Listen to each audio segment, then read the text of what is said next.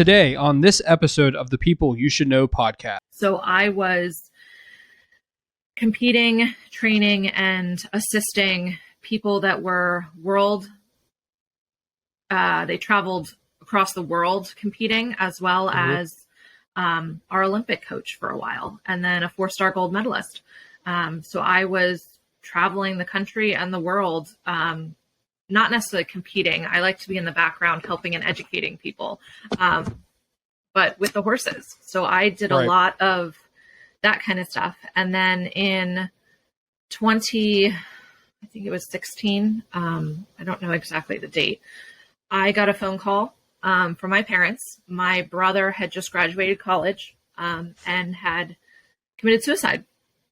My only brother. So I immediately dropped everything and moved home to help them. Welcome to the People You Should Know podcast, telling the stories of people you should know and allowing their greatness to inspire everyday people. And now, here are your weekly hosts, Danny Ferry and David Farwell. Hey everybody, welcome to the People You Should Know podcast. I'm your host, Danny Ferry, and alongside me, as always, is my co-host, David Farwell. Dave, how are you doing today? I'm doing very well, Danny. Enjoying some time here on the East Coast. Not my normal view outside of San Diego, but just as beautiful, and looking forward to our time with our guests today. Awesome, man. Well, we're happy to have you. We got to spend a little time yesterday reconnecting for a little bit, so it was cool to be able to see you. We did a little marketing work, and yeah, man, glad that you're here, able to get a chance to see people and reconnect. I'm really excited for today's episode because we have a friend of mine, Katie Klenk, who's going to be with us. For those of you who don't know Katie, she is a real estate agent here in the York area. So just so you guys get to know her a little bit, she has a lot of different accolades and awards, and I'm going to try to read a couple of them, but she is the number 6 top associate in KW Keystone in 2022. Homesnap recognized her as a top 15. She's in the top 15% for sales volume across York and Adams County. She has multiple Diamond Circle awards for sales volume exceeding, listen to this, 1.5 million a month. There are plenty of other things that I could say about Katie, but one of the number one things you just need to know is she's kicking butt in the real estate world, and I'm very excited to have her. Katie, thank you for being on today. Thank you, Danny. That was an awesome introduction. I greatly appreciate it. Absolutely. So the reason I wanted to have Katie on today is because about a month ago, we sat down and we were discussing kind of where we were each at in our journeys and our respective businesses. So Katie's in real estate and I'm in digital marketing, web design, not two industries that you would normally think would connect. And yet when you talk about business, how we do business connects in many ways, even though our business categories may not. And so I really appreciate our conversation because in the midst of the conversation, Katie had mentioned how she had outgrown a specific attitude, a specific posture that she was seeing with the people she was working with in her business. And there were some new values that she was realizing that were kind of coming to the top and that were establishing themselves as dominant values that needed to kind of inform how the work was being done. So what she realized is that not everybody was on board with these new values. And ultimately she was like, she had to figure out what to do with that. So for those of you listening, maybe that is you today. Maybe you have had a business for a few months or even maybe a few years, but then you realize as your business has grown, you've grown also, right? Personally, there are values that you were like, wow, I didn't realize that was something that was important to me. And maybe you've had to realize, hey, I've grown, I need to realign. This informs my business. My business needs to realign. Or you want your business to reflect those values. So in the midst of my conversation with Katie, it became crystal clear to me that she is definitely somebody that people need to know because of her incredible story, her experience in identifying that she needed to grow, that she made changes as she was growing, and then she was able to identify some really important values in her life that needed to be implemented into her business. And so Katie, the first thing I kind of want to do is I just want to introduce you to people so they get to know you. So where are you originally from? So that's kind of a loaded question. I've lived in 11 different states. So it's kind of going, I'll go over it quick though. I was actually born in New Jersey, but I pretty much grew up in both Detroit, Michigan, and Dallas, Texas. And then in high school, I moved to Pennsylvania. So I have been here and then out and around a whole bunch of other states since then. So. Gotcha. What do you like to do for fun? So I am a very big reader, but I also ride horses.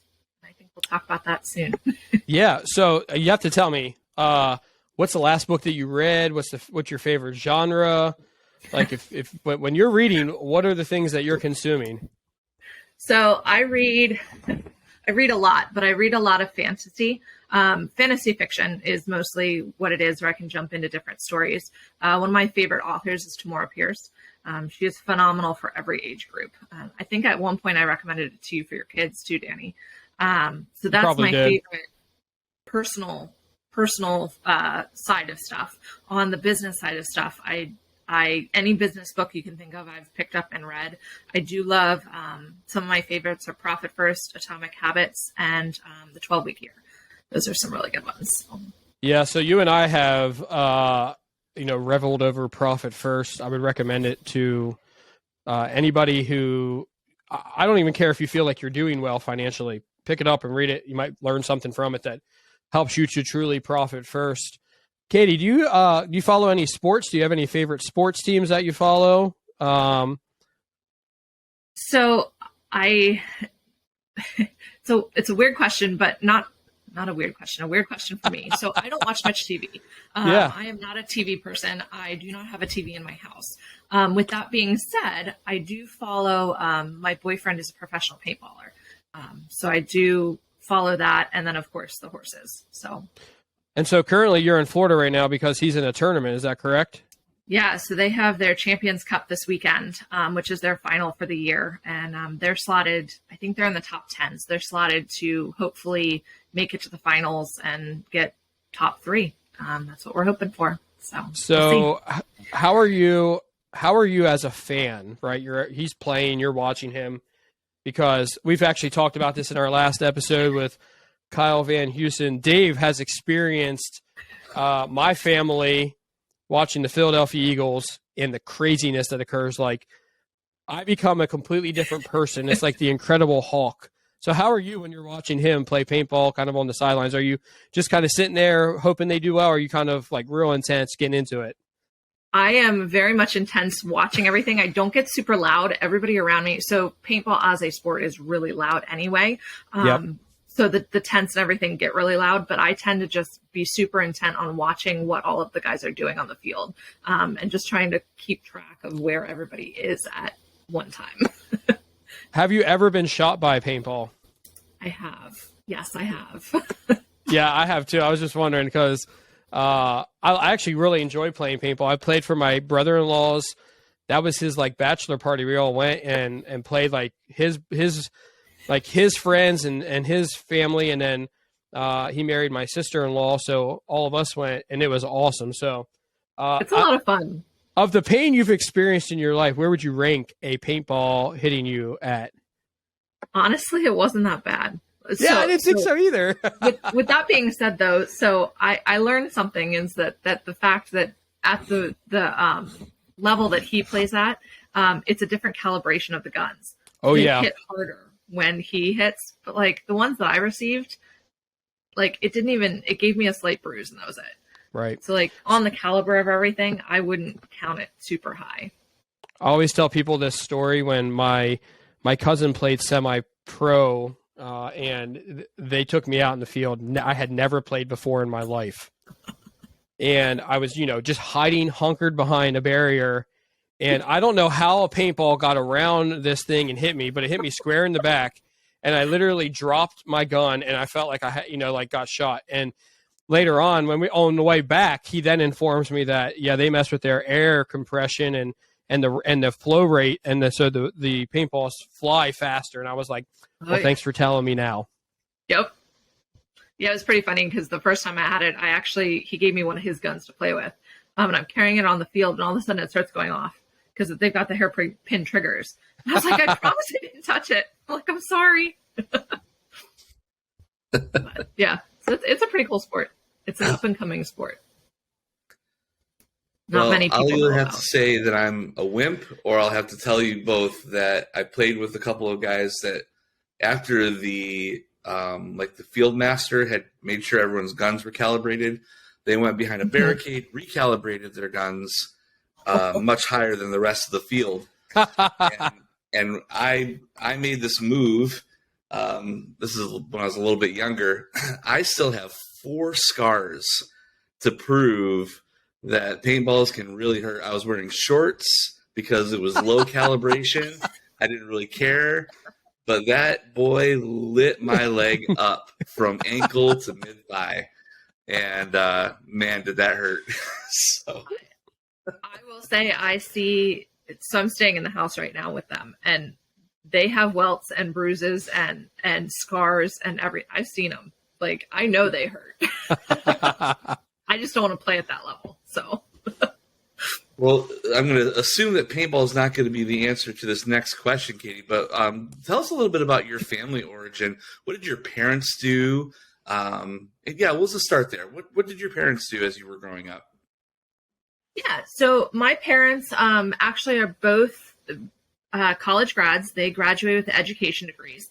My mom was an elementary ed teacher. She specialized in pre-K and kindergarten. And my dad is a phys ed teacher. He, through school, was coaching and teaching. He actually, for 6 years running, had the top boys volleyball high school team in the country. They used to travel all over. Nice. That's when we lived in Texas. And then when we moved up to Pennsylvania, my mom, well, actually down in Texas too, but my mom stopped teaching and started teaching horseback riding lessons. So I grew up on a farm with the horses, with 2 teachers. So, well, yeah. I'm sure that there was some beautiful aspects to growing up that way. What are some of the values that came out of living life that way? What are some values that they taught you, specifically ones that you still see influencing you today in the way that you conduct life and business? Yeah, work ethic. That's a big one. And I get yelled at this for all the time, but I do not know how to turn it off. I was taught that work is what you do, and if you're not happy with it, you find something else to do. So it's funny because people are like, oh, 9 to 5, it's Friday. I'm like, oh, it's Friday. So like, I don't turn it off on the weekends. And I find that that's something that I started when I was younger. It was just, you do what's fun and then you make that your life. I think that too, and being honest with people. Also, along with being honest with people is the education aspect. So my parents are both teachers. So I learned to give other people value through teaching and educating. And thus by doing that, I will grow. And that is something that I have found has very much integrated into my current business. So. Yeah, definitely, Katie. I know from my experience with you, obviously, for those of you who don't know, Katie and I are in the same networking group. She knows one of our previous guests, Jeff Bolomo. We all network together. But one of the reasons that I believe, Katie, that you're super successful is because all you try to do is help to put people in the best situations for them. And in order for that to happen, they have to be educated. And so I definitely see that core value. I mean, that comes out in you every time I hear you present, every time I hear you talk to people about real estate. And I truly there are times when I sit back and Katie, maybe you can answer this question, but I sit back and I'm able to gain something from somebody because I see the way that they're doing something. And I think for you, that is something that I've gained, like, hey, educating people is equally as important as serving them. Would you say that's something that maybe you learned from your parents, or was that something you learned as you were doing some like KW training? Hey guys, I really hope that you are enjoying this episode of the People You Should Know podcast. We want to just take a quick break to talk about one of our sponsors, Empowered Creative. In a world where there is so much competition online, being able to connect with your visitors has never been more important. Empowered Creative is very passionate about empowering businesses by creating conversion-based websites that connect with visitors. With their SEO strategy, they help people find your business. With their websites, they take people on a journey to connect with your products. And with their online video marketing, they create a positive reputation that puts your business over the top. So if you know a small business that's looking to stand above the competition, tell them it's time to be stronger and more confident. Tell them it's time to be empowered. You can visit Empowered Creative to find out more information at empoweredcreative.co. Now, let's get back to today's interview. It's definitely something, so that's something that I learned from my parents. But then when I got my real estate license, it's something that I was super passionate about, finding the right agency to work with. Gotcha. Because I'm not sure if people know, but when you get your real estate license, you can't actually practice. You actually have to hang it with a specific broker. So I interviewed a ton of different brokers to figure out which broker was actually going to allow me to work the way that I wanted to work. And I say that in the best way possible. It's not something. Right. I just knew that I do better educating and learning myself and then wanting to help other people with that. So I wanted to align myself with a company that had the same values moving forward. And that was Keller Williams. So they touted themselves at the time as being a teaching training company that just employs real estate agents. So. Yeah, that's awesome.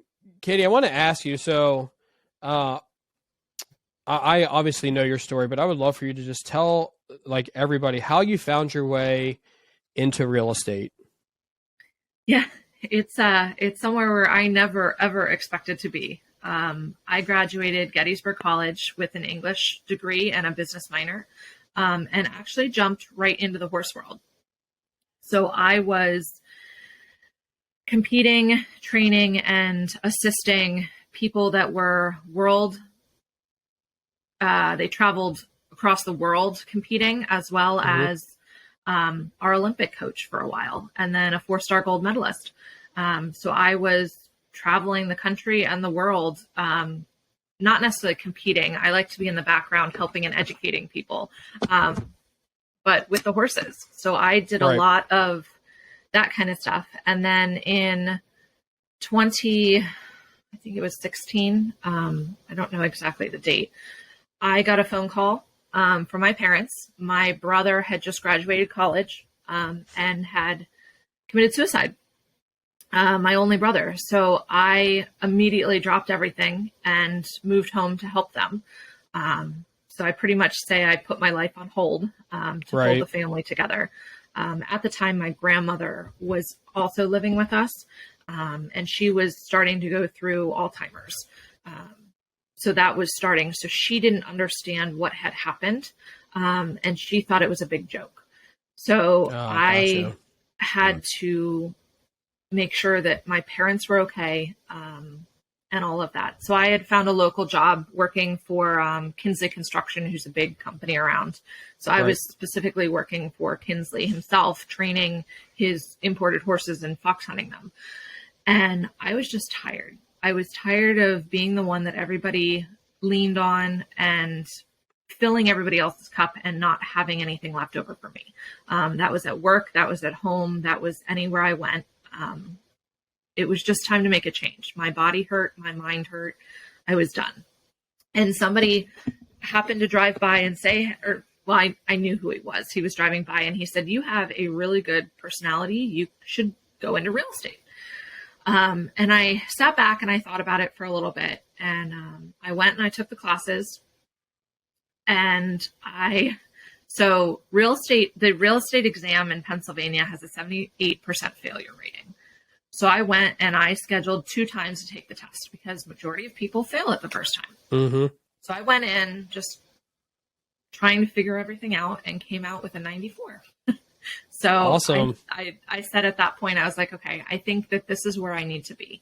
And then the more I learn about real estate, the more that I realize that my life has led that direction, because something that I love to do while I was in college and out of college on my time off, which was very rare, was do event management. Oh, okay. So I helped the alumni. For 5 years in a row, worked the ball drop in New York City for New Year's Eve. I did some public campaigns with Doctors Without Borders. stuff with like that in the different big cities. And I find that real estate kind of brought everything together. My willingness to teach people, hard work and ethics went into it, as well as the event management. And I actually do love accounting. Oh, wow. But I could never sit in an office all day. So all four of those things kind of, and then on top of that, I realized, and this was the big thing, was I'm helping my parents. So I was thus able to start supporting them financially and be able to take that weight off their back while they worked through.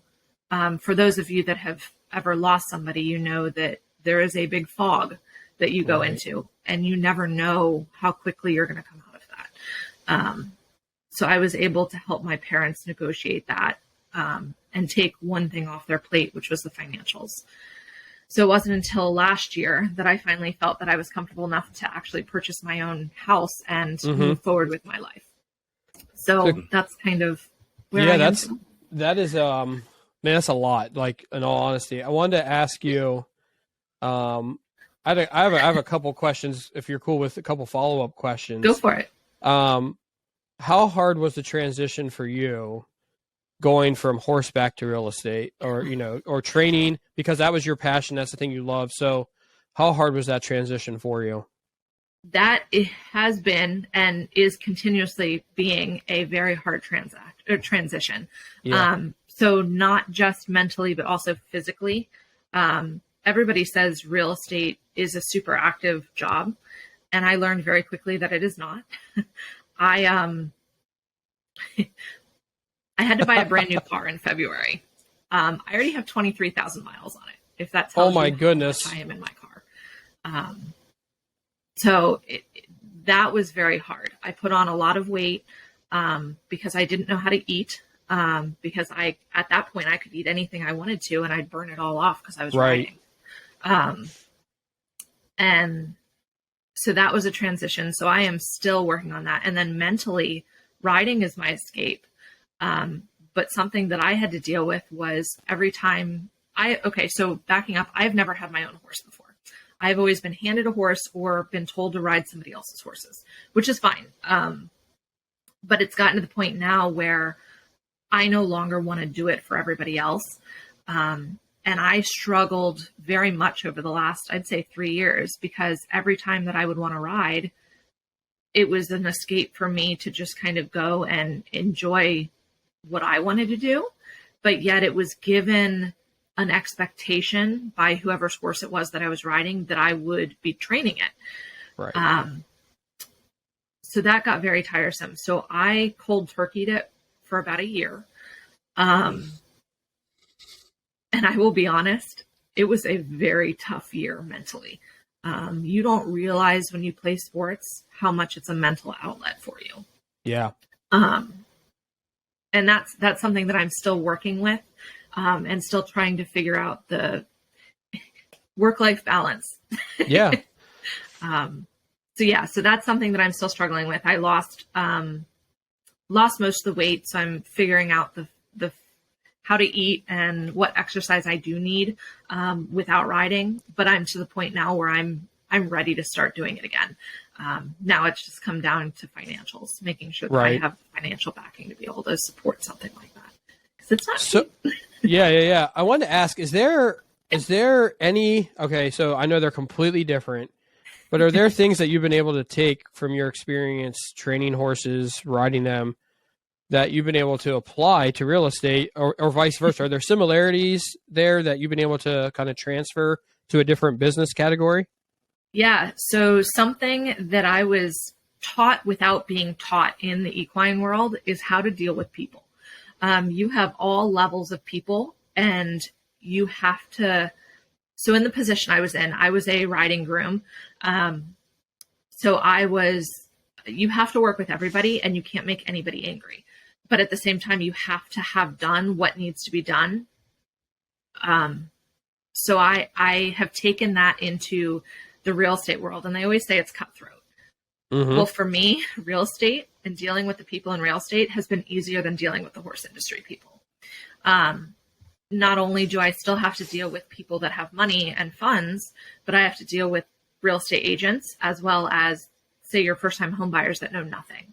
So I have to take the educational aspect and bring it in. I have to take everything else. But I find that the patience that I've had to deal with in the past with what people say to me and about me and towards me, you have to be okay with. You have to have a thick skin. And I've been able to take that and bring that into real estate, as well as the understanding on how to talk to different demographics. That's Right. Yeah. Yeah. Yeah. So that's been a big thing from the equine world into the real estate world that I didn't realize until I got into here. So Yeah. on top of that, it's also the knowledge of the farms. Go ahead, David. Yeah, no, I was just in here thinking that, every single person that I know, and I know an unusual number of people in real estate, all of them say something very similar, right? That you don't really realize what the industry is like until you're in it. And I think that probably one of the biggest reasons why is because there's such tremendous ownership in real estate, right? That it's like running a business. And so it's almost like within like a smaller pocket of people, it's like competing businesses, right? And so the question just comes to mind. Can you help people to understand how being a real estate agent is really being a business owner? Yeah, it was something that surprised me. I mean, I was in it and I didn't realize how much of a business owner that I would have to become. They always say that real estate agents last about 3 to 5 years in the industry. And if you last past that, you are solid for the rest of your life. And I think that equates to business owners as well. Just the ball rolling. But for real estate itself, you are a 1099 independent contractor. So I see a lot of people failing because they don't understand what that actually means. So like, I have to have my own insurance. I have to have my own LLC. I have to have my own equipment. I have to have all of my, so like, it's just as if you were starting a new business. The only difference between, say, a bakery and real estate is that my supplies, so like what I'm selling, I'm being handed. I don't have to own it. So whereas a bakery, you have to own the flour, you have to own the sugar, you have to own all of that kind of stuff. Real estate, I don't own the houses, I just sell them. So that is a little bit different, but that's it. Everything else, I have to keep my own books. I do P&Ls every month. I have to stay up to date with what the market is doing. All of my travel expenses are my own. Now, with that being said, something that I learned too early on is that in real estate, we don't get small income. You don't have your typical W-2 paycheck every month or every 2 weeks. I get an influx of money. And if I spend all that money, I have no money left. So that's where, and we were talking earlier, the profit first comes in for me a lot. Having those different accounts and being able to know how much you have to spend on expenses, and having that P&L makes a big difference. Yeah, I can imagine. Wow. Yeah. So, go ahead. Yeah. I'll say with that too, it's not just me. So having a business requires you to have a group of people supporting behind you with the things that you don't know.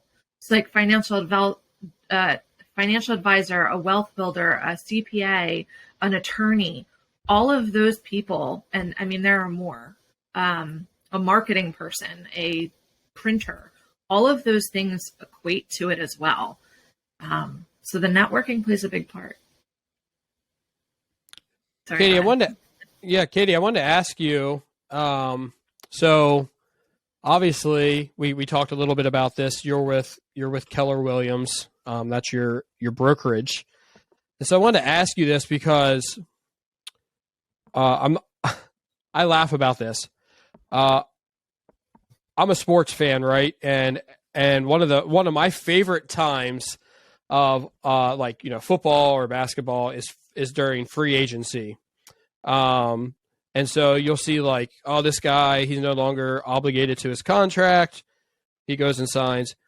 And when I'm looking at, I'm like Dave, like obviously I have friends who are real estate agents, and I see so many real estate agents that are jumping from brokerage to brokerage to brokerage. So I got to ask the question to you, because I think I know how committed you are, and I know that you did the work to land where you landed. Like, what kind of support do real estate agents get from brokerages? And then maybe you can talk about why you think why we see so many real estate agents is kind of jumping from brokerage to brokerage. It's a good question. And I will say it's not an easy one to answer, because for every agent it is different and it's situational. Yeah. With that being said, the way that it's structured is that when you hang your license at a brokerage, you have to pay for that. Okay. So there are some brokerages out there that you pay a set split to. So whenever you get a commission check, say a percentage of that goes to the office, a percentage of that goes to you. Now, what you get for that depends on what brokerage you're at. So that split can pay for you having a physical office. It can pay for you having real estate leads. So like if somebody walks into a building and says, I want to sell my property, they might hand that over to you. That might be included. Your internet is included, your E&O insurance, errors and emissions insurance. Yep. That's all stuff to take into consideration, as well as signs, business cards, lock boxes. So when you see agents jumping around a lot, they feel that another office can give them a better deal than the office that they're currently in. Does that make sense? Yeah. I'm not allowed to talk industry rules and regulations about all that. No, that's absolutely fine. I want it from a marketing standpoint. Maybe we can talk about it from this standpoint. Okay. Yeah. And Dave, I would love for you to chime in and tell me what you're seeing as well, or how this impacts you. Cause I don't know that I necessarily have, the absolute opinion on this, but for me, what I see, and you're not like this, Katie. So I'm asking this because you're completely different, which is why I wanted to have you on here. I will see people that are posting things related to their brokerage, right? They're all in on their brokerage. On social media, I'm seeing them just hype up their brokerage. They're all pumped up. They're saying about how great it is. And then like a week later, all of a sudden, I see that they change professions. They're with another brokerage. And to me as a consumer, that is that makes me have a negative thought process about that real estate agent. Dave, what is your how do you view that when you see that? Because I'm sure you've probably seen that too. Oh, I've seen it more times than I can even recall, and outside of knowing more about the industry, one of the things that would constantly go through my mind is, I'd have questions about loyalty. I have questions about, like, is it just a greed move? There are all kinds of things that I would naturally assume, and they weren't necessarily good assumptions. I'll just fully confess that. Sometimes they were true, but we won't get into that. But the reality is that really understanding an industry when it comes to a marketing perspective specifically, Katie, some of the things that you just mentioned are invaluable when you're bringing along somebody to, say, for example, help you in the area of marketing, when they really understand why you're looking for a particular brokerage. And you mentioned this early on too, and I'll stop talking. You mentioned, and I think something that you did that it's the first time I've ever heard a real estate person say this. You interviewed brokerages. Yes. Thank you, Dave, for pointing that out. That is absolutely right. 100%. I have only ever heard, like, hey, I'm going to go, I have an interview at this brokerage, right? And they're looking at it from the opposite perspective, Katie, that you do, which I'm just going to point out, right, is super key to the fact that you're so successful. Because you went out and you found the right fit. You took your value and went out there and found who's going to match my value. And I won. So huge props to you, right? But in regard to all this, I think that one of the things that's kind of stirring in me as a question is just, what was it in you, Katie, that knew to go, or how did you come to the conclusion that that was the route that you needed to take? what was developed in you that took you in that direction? So it's a funny question. I'm going to back up a little bit, but I'm going to sort of answer that. I don't know. I do not know. And it's something that I have been, so I'm a big genealogy person, and I have been looking back in my history trying to figure out where this mindset comes from, because I do not get it from either of my parents. My parents live in the box of 9 to 5. I get a paycheck. I'm going to get Social Security, all that kind of stuff. Jumping back, I've never had that mindset. And I think it comes back from the horses. Because you work for what you get. I've never had a W-2. I shouldn't say that. So like, I've never been in a 9 to 5 position. I've always waited tables. I've always worked with the horses, all that kind of stuff. Going back into why people switch brokerages, I think a lot of it has to do with what you just said and what I just said about myself versus my parents. And I've had conversations with people about this. You either have an employee mindset or an employer mindset. So you're either an entrepreneur or you're a worker. Like it's right. It is not, and it's something you can change. It's not based on how you grew up or how you were born. I mean, it's 100% how you figure out what you want your life to be. And I think that's what I see. It is so obvious in this industry who comes in as somebody that is going to be an employer of their brokerage, or somebody that is coming in just knowing that that's where I'm hanging my license and I am the employer. I am my own business owner, because people get into real estate thinking that it's a job. It is not a job. You own a business. You start as a business owner. So they tell you that real estate is expensive to get into. It's actually not. If you look at it as getting into it as an employee, yes, it's super expensive to get into real estate. If you look at it as you are starting your own business, no, it's not expensive. You don't have any overhead. So in regards to the different brokerages, there are different brokerages that cater to the employee mindset versus the employer mindset. So when you see people jumping brokerages, I tend to see those people as the employee mindset people, and those people are not going to be the people that are sticking with real estate forever. Oh, that's super, super interesting. Yeah.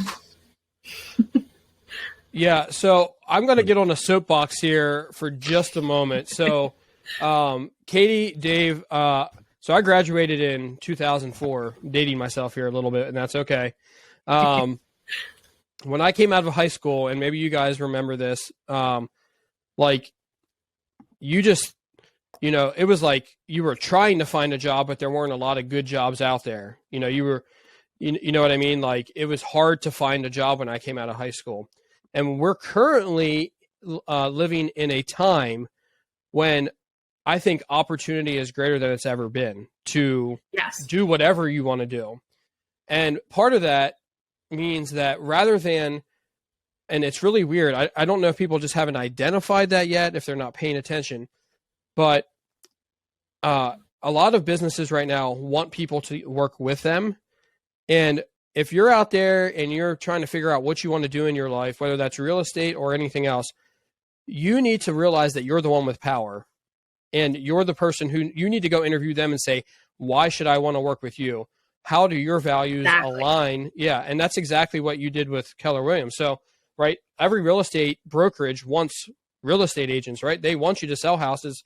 That's how they make money. But for you, you looked at it and you said, like, obviously all these different real estate brokerages, they want people. Why should I choose whichever brokerage that I'm going to choose? And it's based off of your values. So if you're out there right now, you're struggling, you don't know what you want to do or where you should go, let me just say that you should go interview them. When you have an interview, it's not a one-way street. You need to interview them as well. Kitty, I can tell like the wheels are turning. It's the same way like colleges. You go and interview colleges, and then they have to accept you or not. Like it's not a done deal one way or the other. And that's how any job is. It's just how you look at it. Dave, have you ever interviewed at different places and then had to say, I'm not going to work with you because you don't have the values that line with the things that are important to me? 100%. I think this exists in just about any market. Doesn't really matter what you're doing, whatever industry is something you're interested in.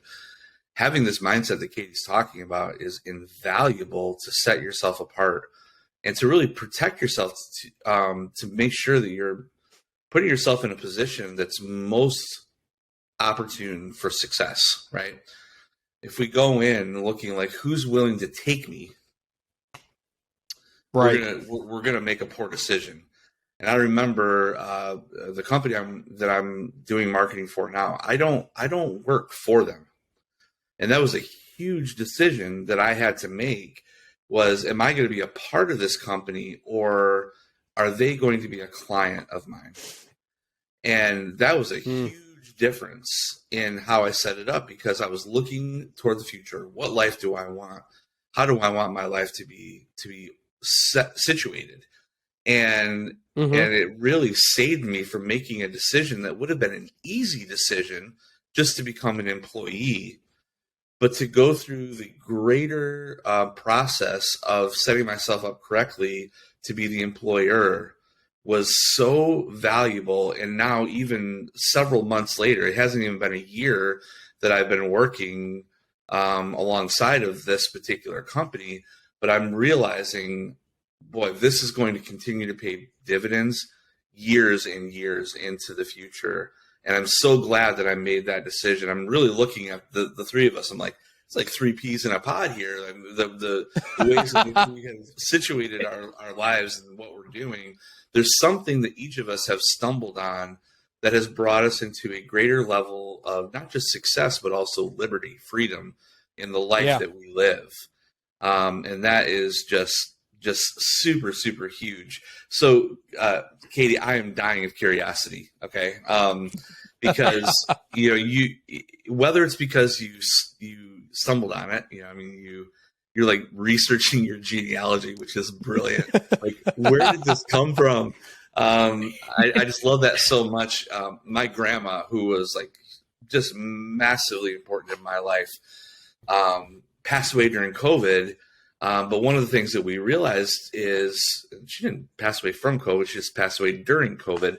But one of the things that we discovered with her as we started to go through her belongings is that she took the time to actually trace our genealogy. Our family is actually enrolled in like the Mayflower Institute and like Sons and Daughters of the Revolution, because our genealogy has been verified back to those places. And as I talked to my parents and my grandpa, I started to learn and to realize some of the things that have been passed down that I didn't necessarily realize were values that were being instituted into me. I am so curious about your values, Katie, just like as a person, because I think that we've like skimmed off the top of a very deep barrel here, and I think there's so much more that you could share. So you don't have to necessarily share everything, Katie, because I think that, like I said, I think you're a deep well. But what are some of your core values that inform like how you conduct business with your clients? Like what's really motivating you to be who you are with your clients day in and day out? I think just, and I say this to other people too, and I care about everybody. Everybody the same. And I think because of moving around so much when I was younger, I don't see people as, I don't segment people into different boxes. Everybody is together. They're all the same person until you get to know them. And I think that definitely helps me with stuff. I don't make assumptions. And that is something that I find is a value to me.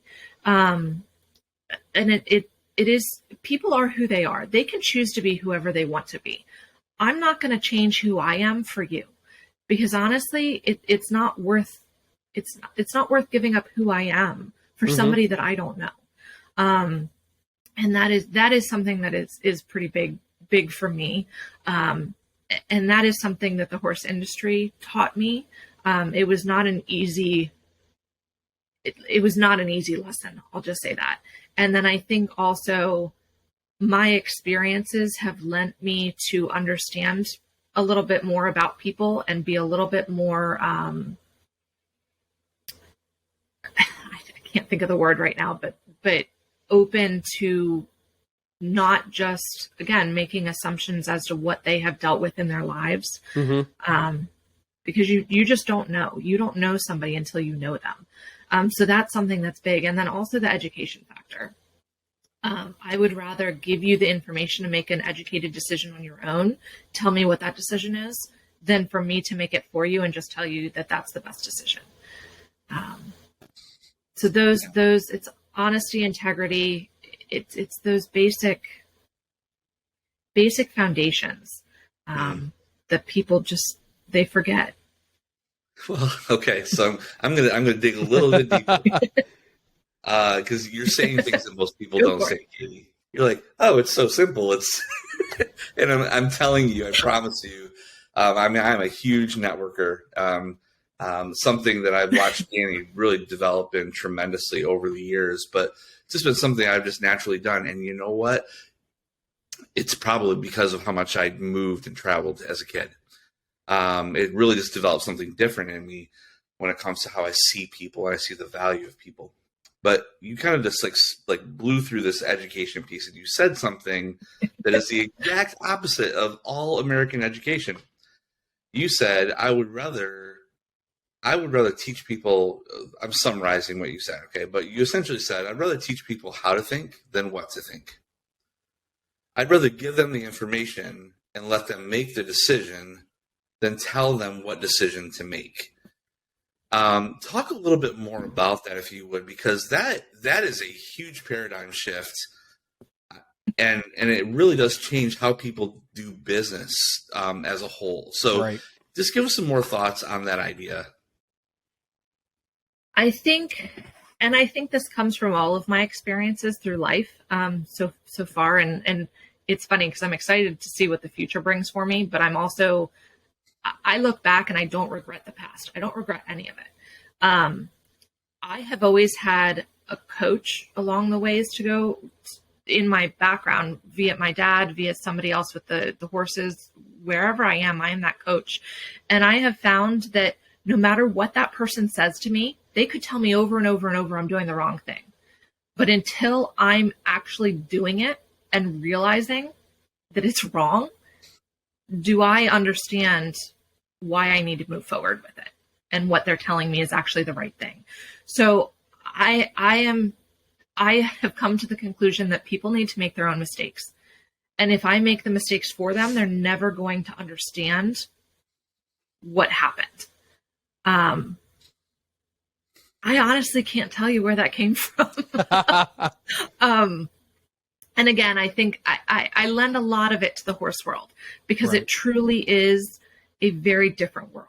I dealt with a lot of physical abuse. I dealt with a lot of mental abuse. I dealt with people that are crazy. And that has shaped me into who I am. And I don't want my mistakes to happen to everybody else, but I can't tell them not to make those mistakes because they are going to make those mistakes, whether I say it's a good mistake or a bad mistake. So I can't make decisions for people. It is based on what their lives have already led them to believe as to what the mistakes are going to be that they make, or the decisions that they make even. Those decisions are already in their head. I just have to change the thought process around what that decision is going to be. So if I want somebody to say yes to a question, I have to lead them to believe that yes is the correct way to go, no matter what their background is.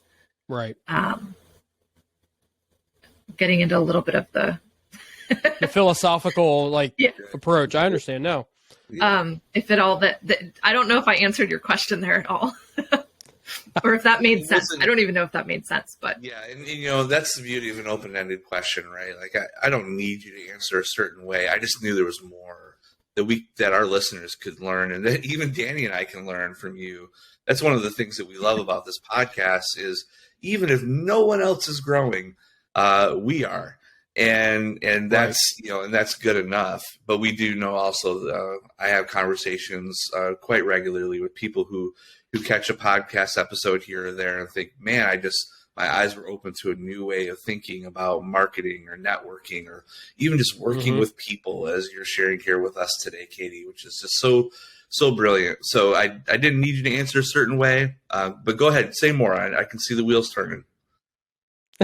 It's funny because I've been wanting to say this because I think this is something that I live my life around. Again, I think it probably comes from the values that my parents instilled in me. And it was something that one of my teachers said, or my coaches said at some point, was, I don't care what other people think. And the only people that I should care about, I'm sorry, I said that wrong. The only people that I should care what they think are the people that are either going to be at my wedding or be at my funeral. Because those are the people that are going to remember me and going to want to speak and talk about who I was as a person. Everybody else, it really doesn't matter. So you just be who you are, because those people that are going to be there are the ones that actually know and believe who you are. Oh, man, and that has helped me with public speaking, with everything. Katie, that is extremely powerful.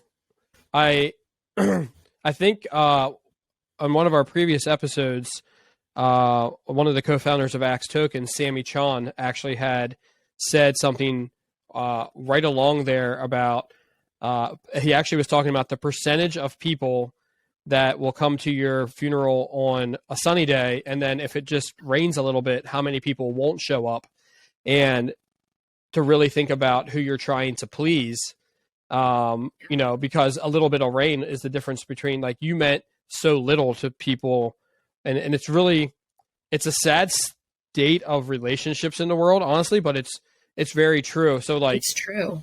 Well, you know, you have to really think about it. I think it's extremely powerful way of approaching, like, being true to who you are, being comfortable in your own skin, serving people the way that you were designed to serve them, I think is a really important thing. Like, you don't need to say, I'm sorry for the way that you are or the way that you were made or created. And a lot of people try to fit into a specific mold, which they end up then being extremely unhappy, and really just living like almost like this shell life of not even being who they are.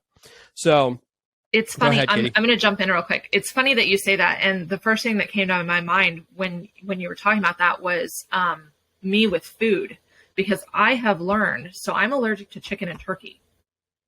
Oh, wow. People find that incredibly weird. Yeah. Dave was allergic to chicken. When I first met him, he couldn't eat chicken. Yep. Katie, so wait, what is happening in life right now? Okay. I thought I was literally the only person on the planet that was allergic to poultry growing up. Now I'm going to give you some hope. I'm not anymore. I have just recently found that out. Wow. Okay. So for me, when I was 7, I almost died from Thanksgiving dinner. Had a major anaphylactic reaction and almost passed away.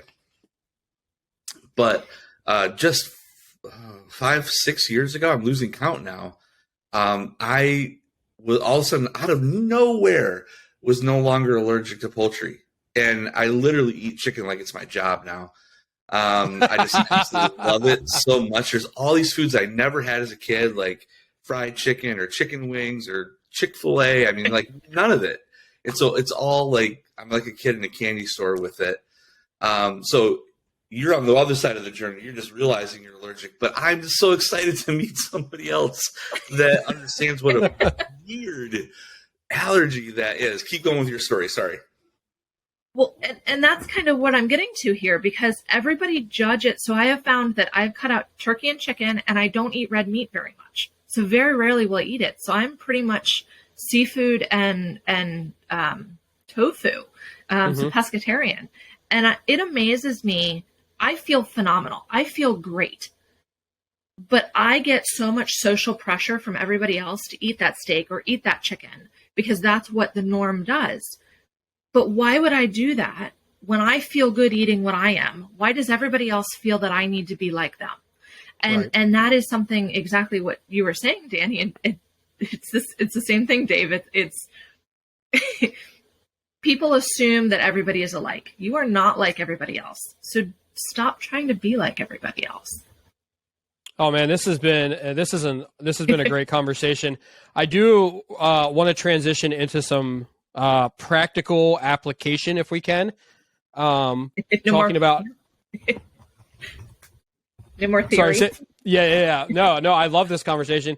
I could talk about this for a long time because Dave has attested to this in other podcast episodes. Actually, the last one with actually 2 episodes ago with Jeff Belomo, where Dave and him were talking about how they're people pleasers. And when Dave first met me, I was on the complete opposite side where I was like, I don't give a crap, what anybody thinks about me, and how I was so far on that side that it was actually unhealthy. So there is a healthy balance to that.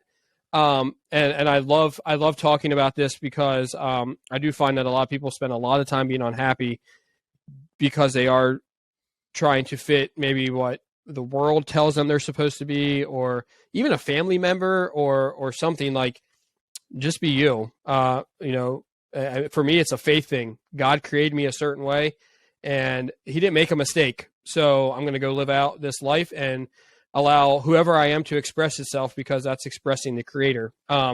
So everybody else has their own reasons for why that is, but that's the reason for me. I wanted to ask you, I want to get to this because on the business side, when we had that conversation and really the wording that you used was, had to do with kind of outgrowing some things in your business, right? Like you had gotten to a point you were outgrowing it. So I want to ask you, what informs kind of your need to make adjustments in your business? Is it your values saying, hey, maybe this value is rearing its head and we need to make an adjustment in order for that to shine? Or is it more like there's a tangible need and so we need to make an adjustment because of a need, like a physical need? Yeah. So it's actually, it's probably some of both of those, Danny, but what I do goes back to an exercise that actually Keller Williams has taught me how to do. And it is the 7 circles. It's in the book, The One Thing by Jay Papasan.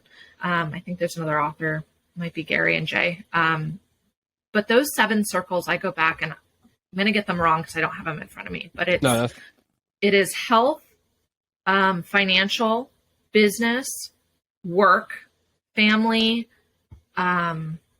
spiritual, and there's one other one. But you're supposed to rate yourselves 1 out of 10 on all of those circles. And I find you can never be a 10 out of 10 on all 7 circles. So I realize that there are times in my life that I am more focused on business. There are times in my life that I'm more focused on work. There are more times in my life that I'm focused on family or mental health. And I find that it is a teeter-totter that you're trying to balance everything. So you will outgrow some things that you're doing because you find that they don't fit into those circles anymore. And that was a conversation that we had. Recently, I did make a change. I changed offices, not necessarily brokers. I'm still with KW because I still like their values. But I found that the people that I was surrounding myself with were not supporting my ultimate mission, which was to help people and to grow, to be able to help more people. They were more out for the different values that they wanted, and they did not align with me. So I had to make the decision to find somewhere that actually did align with what I wanted to do. And the same goes with if those people that I mentioned at the beginning, financial advisors, CPAs, wealth advisors, if they're telling you to do something that you don't feel is right, follow your gut. Because most of the time, if you dig a little bit deeper, you will realize that they don't belong or they don't have the values and the drive that you do and want to do. And I'm in a stage of my life that's very much that way. And there will be peaks and valleys. You just have to figure out and be okay with change. I think change is such a big thing that people are not okay with. But life is change, and you have to, what do they say? You need to be more afraid of staying the same than of change, because if you're not changing, you're dying. Right. Something like that. But it's change is inevitable. You just have to be okay and make sure that the change is in alignment with what you want to do. And if you are a business owner, there will be change. Oh, yeah.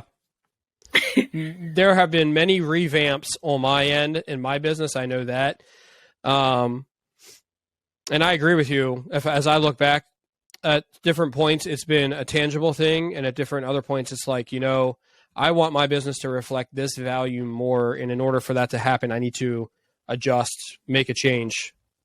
If you are not so focused on yourself, but focused on what the values are of your company, you will find that you will outgrow people, things, and you'll outgrow everything eventually. And you have to be okay with it. All right. So I got to ask, because this is exactly where I wanted to get you. You took me right there, Katie, and I love it. I personally, when we were having our conversation, I personally identified like one value, one attribute that needed to be represented across all of my company in everything that we do. And we talked about this before, and the word is diligence. Okay. So I needed people that were going to work with me, or people that were going to have some type of an association with my company, needed to be able to be focused, conscientious, and thoughtful, and to like have excellent follow through. And for me, right, I've been doing this for 3 years, and this really came to the forefront for me. Like, it really became apparent because I am now at a point where I'm scaling my business, right? So I'm adding team members, and I'm trying to bring members onto my team, and I'm like learning in real time what's good, what's not good. Okay. So I wanted to ask you, what was a value for you that became really important as you were going along in business, that you were like, oh man, I'm really surprised that this kind of reared its ugly head, like right here in the middle of this, and you weren't really expecting it? Authenticity. I think that's a big one, because you will know who people are if they're authentic. Oh man, I love that. True. And trust comes with authenticity. Work ethic comes with authenticity. If somebody is authentic, you know who they are. You can't be fake. And that drives me nuts. I think that's a good word. And you just made me think of that off the top of my head. That's awesome. You're welcome. But I think too, you have to, for me, you can't be selfish. Like because if you're selfish, you're not growing. And I think growth is another big thing. And being willing to grow. Authenticity and growth too. Mm-hmm. Not one, sorry. So you were saying that there was that if you're continuing to go along in business, you're going to outgrow people, you're going to outgrow processes.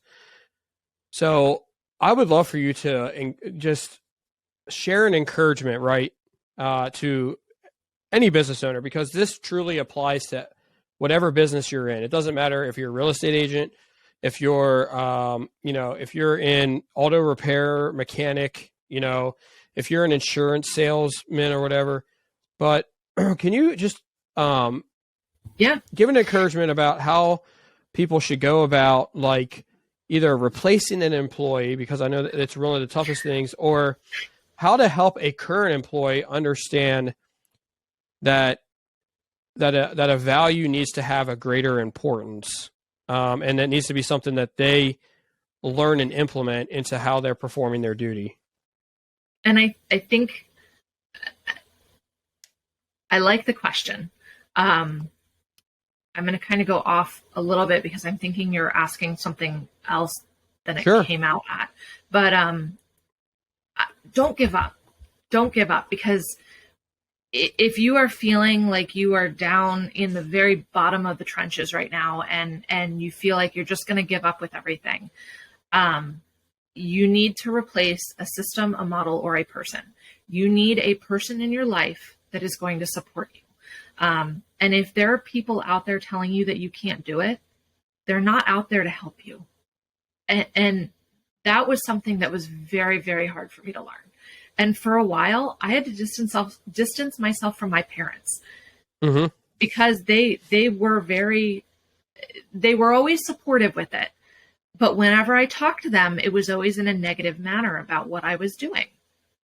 And they didn't even realize it. And people don't realize it. So you have to find those people that are going to support you and help you along the way. And if that's an employee, or if it's a close friend, they are out there. Go find it. And it might not be in your industry. And I find that I like talking to people in other industries more than my own. Now, if you've had an employee that's had issues, and if you're frustrated with somebody, it might not mean that.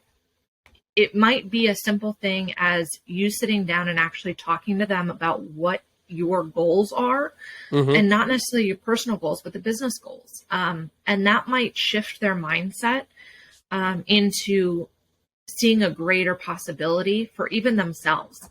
And I know I hired and fired 3 admins last year.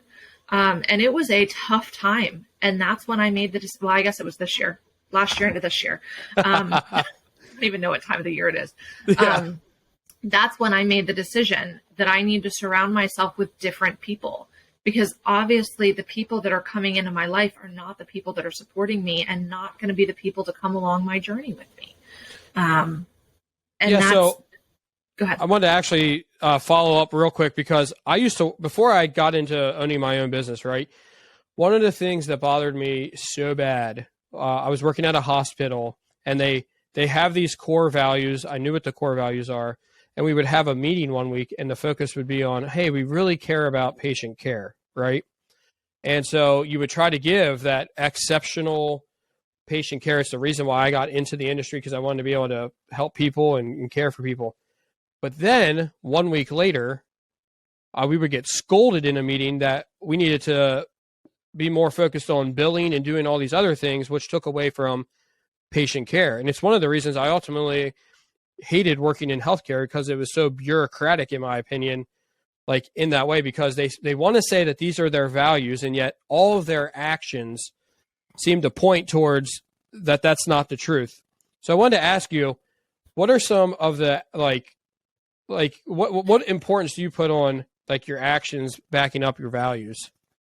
So that is something that Keller Williams has actually shifted in me, in the fact that my values are not my values. They are our values. So as a company, we need to all put our values together. And I do the same things with our goals every year. So the people that work for me write out their goals, their values, and then we come together as a company and say, okay, this year, these are our values and these are our goals, and this is where we want to get, and this is how we're going to get there together. That's awesome. And it's not something that I'm creating. It's not something that you're creating. It's not something that we're telling people. It is a group effort. And I think when you bring those people along with you to understand that, then it makes more sense to them, and they're willing to work harder. So are you having your admin be a part of like creating values with you? I'm just, for people to have like a tangible visual aid in this, you're having her be a part of it. Yep. So I meet with her weekly, 15 minutes, and we talk about our goals. So we have yearly goals, we have monthly goals, and we have weekly goals. Her goals are totally different than mine. Gotcha. But those goals connected all lead to the goal that we want to achieve at the end of the year. It's not just about what I'm doing, but it's also about what she's doing as well.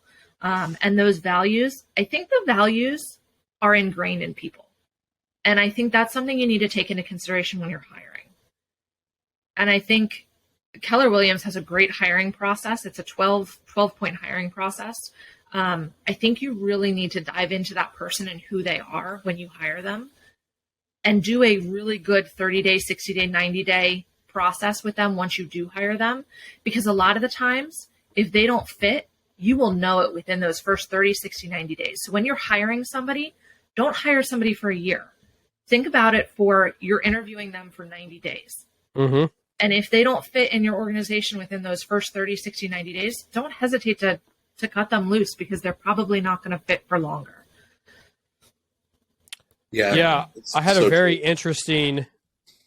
Go ahead, Dave. I'll let you ask a follow up. Oh no, I was just agreeing. I was just saying that is so true. That's all I wanted to say. I actually had a very interesting recent experience, and so Katie, you actually recommended to me to work with a particular company to help find an assistant. And one of the really interesting things that happened for me, they found me some candidates to fill this position, and it was really interesting to me because we had just had our conversation, and I found myself, instead of asking them questions about do they know how to do certain things like in the role, I asked them all questions surrounding values. So I would ask them a question like, what informs the way that you approach your work? And one of the really interesting things, and I will encourage anybody listening to this, one of the really interesting things that I was able to discern through that was there were people who had practiced answering questions a certain way to give you like a stock answer, but they were being disingenuous. And so for somebody like you, Katie, for somebody like me and Dave, authenticity matters to us. And so when you're exemplifying a disingenuous like answer like that, you're just trying to tell me what you think I want to hear. For me, that's an automatic like, see you later. Yep. And throughout the process, it was really interesting how this all worked out, and how I ended up with my current assistant was I asked these questions. I continued to ask questions that were value related, and not even necessarily like I can train almost anybody, like I can do that. But what I can't do is I can't almost force them to have the same values as me. It's almost like they already have them, or they've already been, it's something that's important to them instinctually, and almost in a sense. And so at the end of the day, when I ended up landing my my assistant, it was because our values were so closely aligned, and it was super important. So it was a very interesting experience, but I don't think I would have went about it that way if we wouldn't have just had our conversation and kind of went through that together. How people are personally is totally different than how they are at work. Yeah. But if you understand them personally, you're going to understand how they work. That sums it up beautifully. Yeah. Katie, we have other questions that we could ask you. I'm just getting a sense, and I'll defer this to Danny. But boy, I feel like we've probably covered what we should on this episode, and we'll have you on another time, because there's certainly more questions that we could ask you, Katie. But I just want to thank you for being on, and thank you for sharing your journey. Thank you for just the things that you were sharing, not only with us, but obviously all of our listeners. Our goal on this podcast is really to just interview people who are allowing their greatness to take them to good places, to do amazing things in their industries, and allow their greatness to inspire other people. And you've done that so incredibly well today, Katie. So thank you so much for being on with us. Thank you for sharing all the things that you have. I think that if people just took this episode and spent 2023 just applying the things that you have shared, they would probably have the most successful year that they've had in their business, in their industry, in whatever area of life they need to see growth or opportunity. So thank you so much for being on with us today. Thank you both. I greatly appreciate it. It's been a lot of fun, and I'm always willing to help. Katie, I wanted to give you a second to promote anything that you'd like to promote. Talk about how people can find you on social channels. So the floor is yours. Let us know like how they can find you, or anything that you're kind of promoting right now at this time of year. Thank you, guys. I am a real estate agent in South Central Pennsylvania, Northern Maryland. I specialize in land and farm properties, but also do first-time home buyers and out-of-state sellers or buyers. So that's kind of who I am and what I'm doing. I love to help people. So even if you're interested in getting into real estate, I'm more than happy to help with the process, because it is not an easy process. So I don't know. I'm sure they'll probably put my contact info in the show notes or something. So you have a Twitter handle, a Facebook page. What's the best way what's the best avenue that way?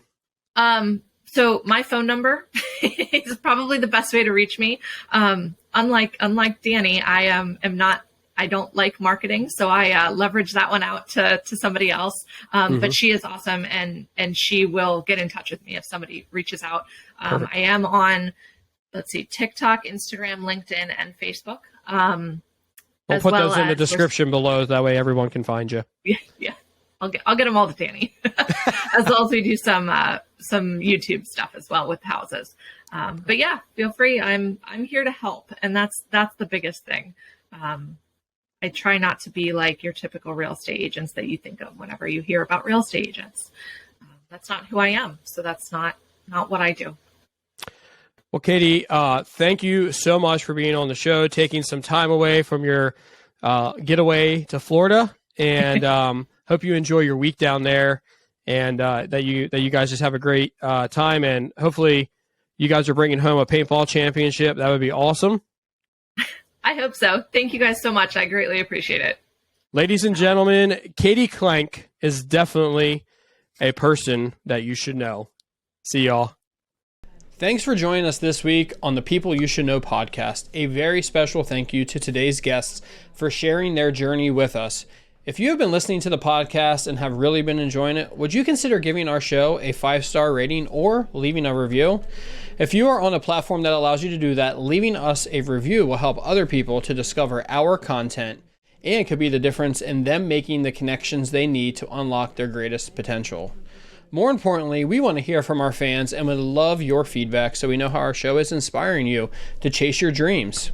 Also, if you are not getting email alerts when new episodes are released, be sure to sign up today. You can do that by going to heydouyouknow.com and putting your email right there in the episode alerts box. Once again, thank you for joining the People You Should Know podcast. We hope that today's episode has inspired you to connect with others and unlock your greatness.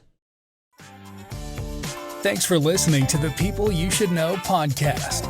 Do you know somebody amazing? Do you wish everyone knew about them? We can't wait to hear from you. Drop by one of our social pages and send us a message with your nominee to be a featured guest on People You Should Know.